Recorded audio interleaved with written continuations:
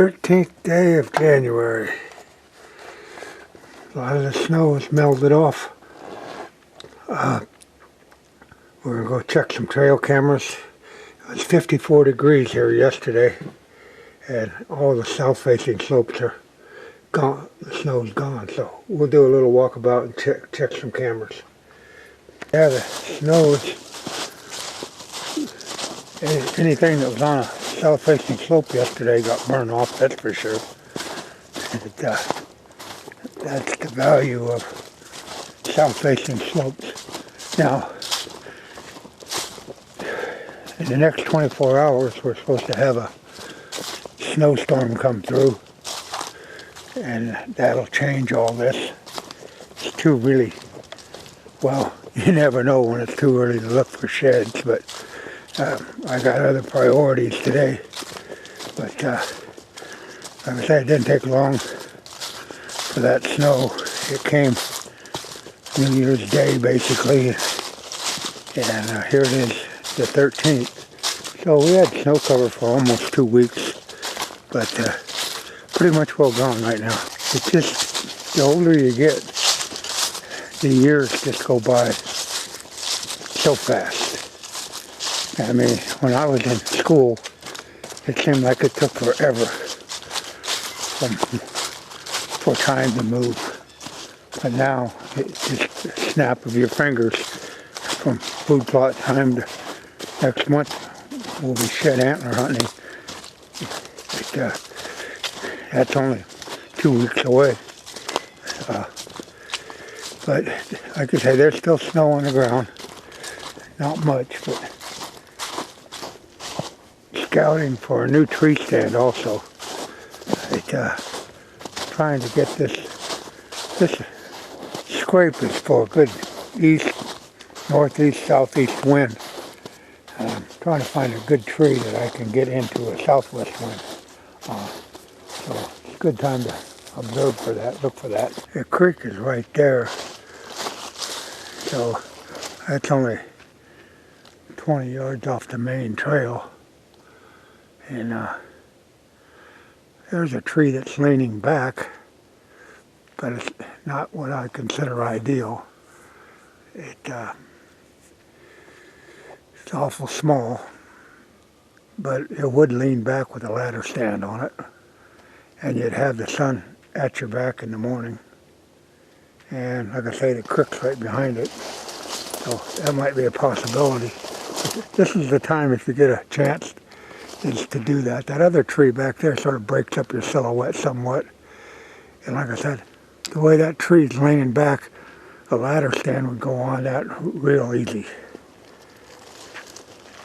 I have no idea how many deer used that and how many times that 10-pointer I shot on the 7th of January, last Friday. He came through here quite often. This old tree, crooked tree here, as it straightens out, I could put a hang-on up there. And like I said, nothing's going to get behind you because that's right on the edge of the creek. So if you had a southwest wind coming from you, you'd have all that, clear some of that brush out, you'd be able to shoot right to that scrape. And with the wind in your face and the sun at your back in the morning for sure. Just things to be scouting for. You know, like I said, deer hunting is 365 days a year. You're always doing something in the deer woods. A big oak right there wouldn't be bad, but that could be dangerous because it's hanging right on the edge of the creek. And boy, it would break up your silhouette real good, but it's, oh man, you can see right on the edge of the creek, and yeah, that ain't worth it because nobody has a rule that says when that tree could give away.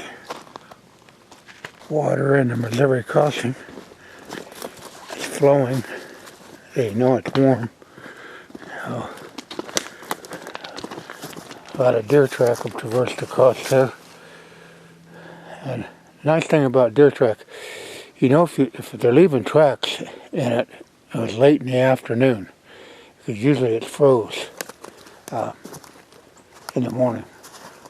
And, so if you see fresh tracks, you know they were moving in the evening, like last night. But there is the water moving. I got this clover eaten to the ground, and very little.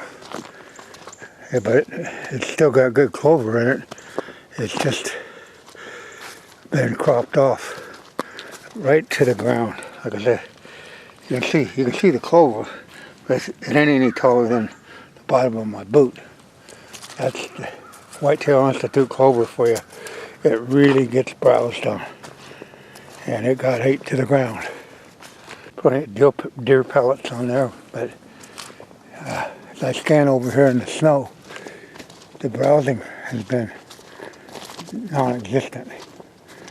So it served its purpose though. But next spring, the nice thing about a perennial, it'll get this moisture, warms up in the springtime. So 90 days from now, it'll be a nice clover field again. Up here, you can see how the skid marks were on this hill. Oh, there goes does in the background back there. Or deer. There goes another one.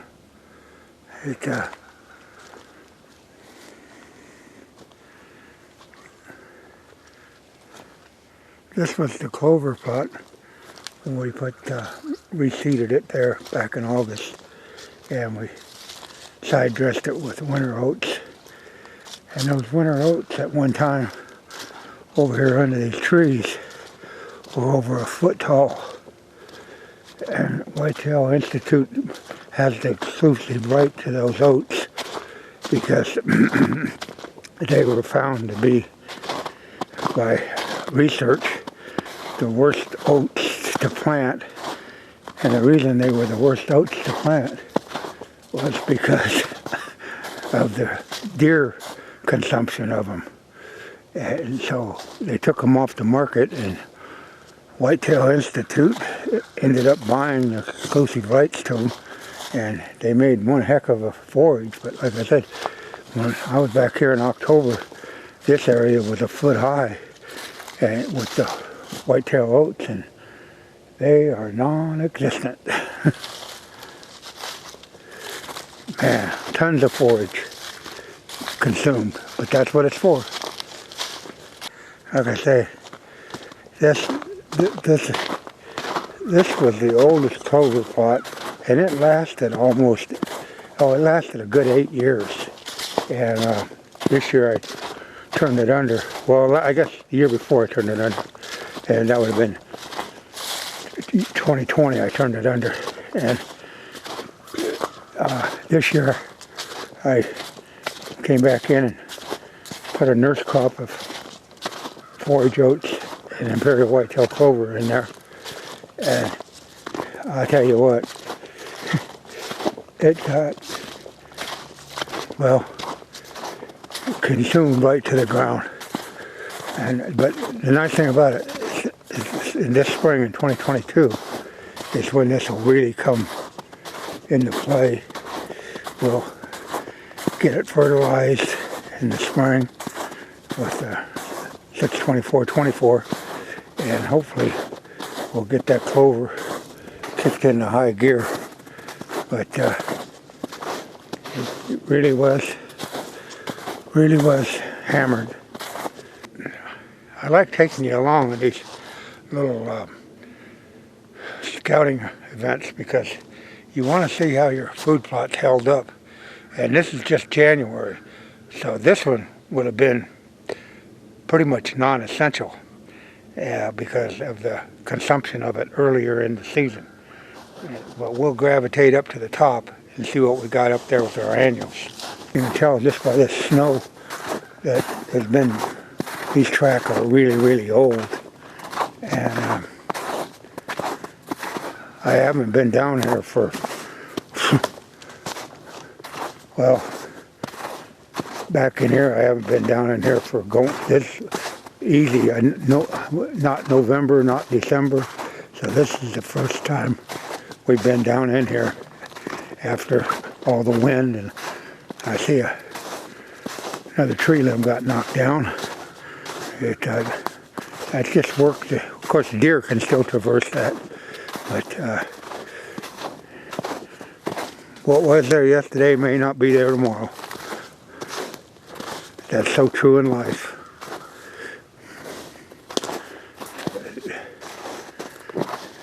Yeah.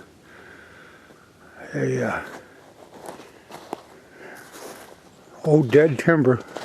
Got new trees growing and old trees dying, just like the human race. One falls to the forest floor, another one takes its place. The old puffball. It's just so interesting to not be pressured in hunting or anything. Another tree fell. Lots of trees fell. But there's the new one taking the old one's place. There's something ironic. In 2021, I had a tree stand in that tree right there, a ladder stand. You gotta be careful. The woods, those trees go fast. Yeah, it was right in that tree right there. Unbelievable. This area back here is where little Donnie, him and his mom, last spring, 2021, came up on that baby fawn laying right in this area. And you can see that this clover also is cropped down. And I planted this in 2013. So that was 2022 spring. That would make it right at 9 years. And it still had a lot of drawing power. But next fall, I'll let it grow this spring, and then in the fall I'll come in and till it under and plant a fall annual, because you got to rotate your crops. Rotating your crops or your food plots are really essential. A lot of people put their tower vines up on them and they fall in love with it for the first year or two, and it has a lot of drawing power. But as the soil goes south and the bacteria builds up in it, your tonnage goes down severely.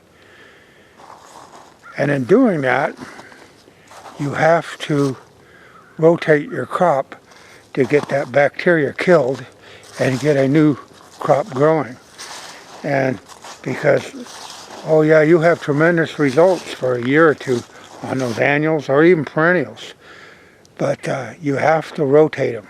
And so if you're going to put those tower vines up, be aware that what was last year may not be next year, because the tonnage just will not manifest in the same soil over and over and over again, no matter how much fertilizer you put on it.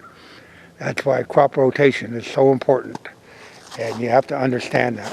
Pretty amazing that this is January, but within 24 hours, by Saturday morning, this is Thursday morning, almost noon, and by Saturday morning this will be all white again. And so it just ceases to amaze me how Mother Nature can change the landscape overnight. Here we are, right at 12:30 on the 13th of January. That winter rye is really green.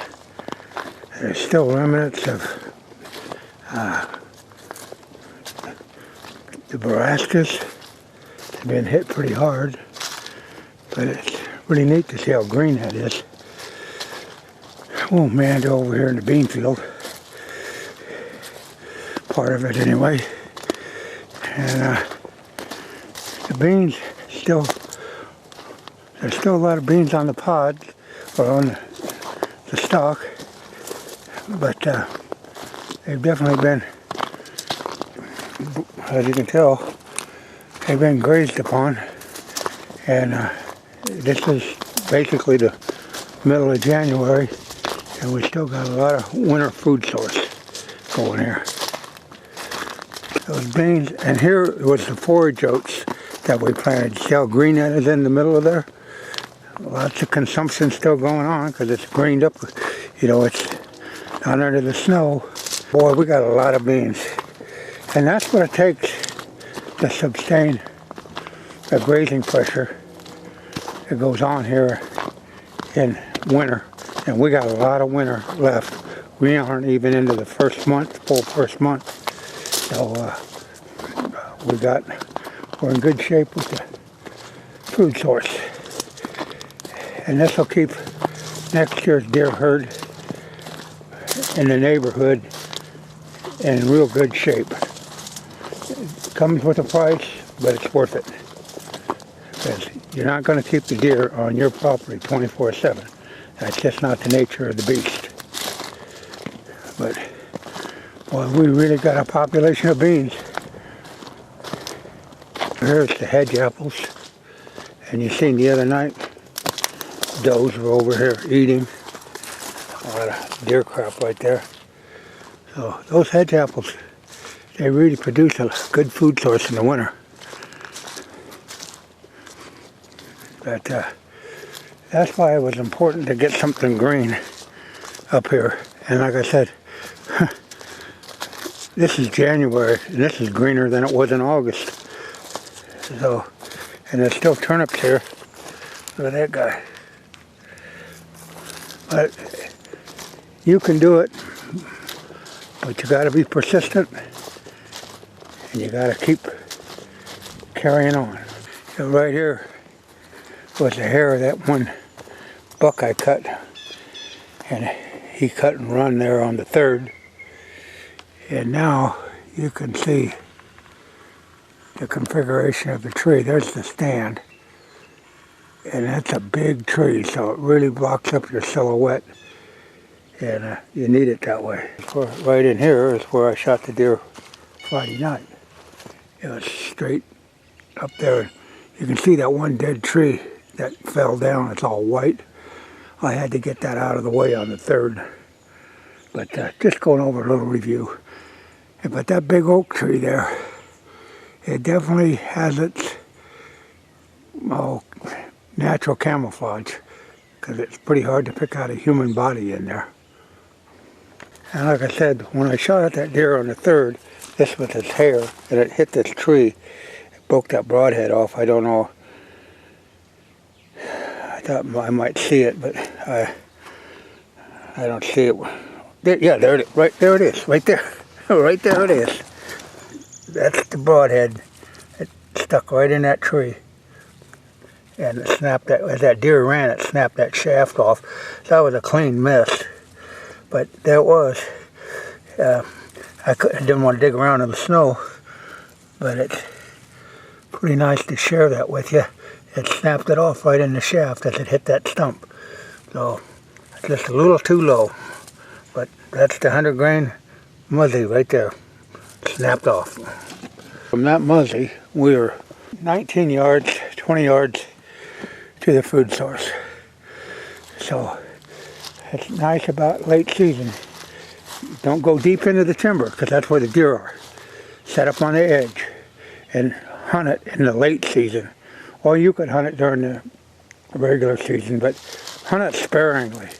Hunt your sign, scrapes, rub lines more so than the food plots. Leave that for late in the season. There is the winter rye really held its own, and bright green.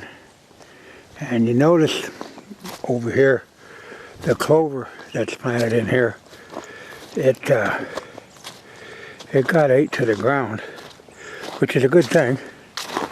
That's what we planted it there for. The hedge balls aren't being consumed as readily this year because there's more tonnage of green. And like I say, just last Friday, this was all covered up with snow. So, and probably tomorrow night, it just, well, Yeah, tomorrow night for sure it'll all be covered back up with snow. But I wanted to show you, I'm so rewarded to be able to show you people real time what staying the course produced for the deer. I could have cut and run, but we still got a golf course. January 13th.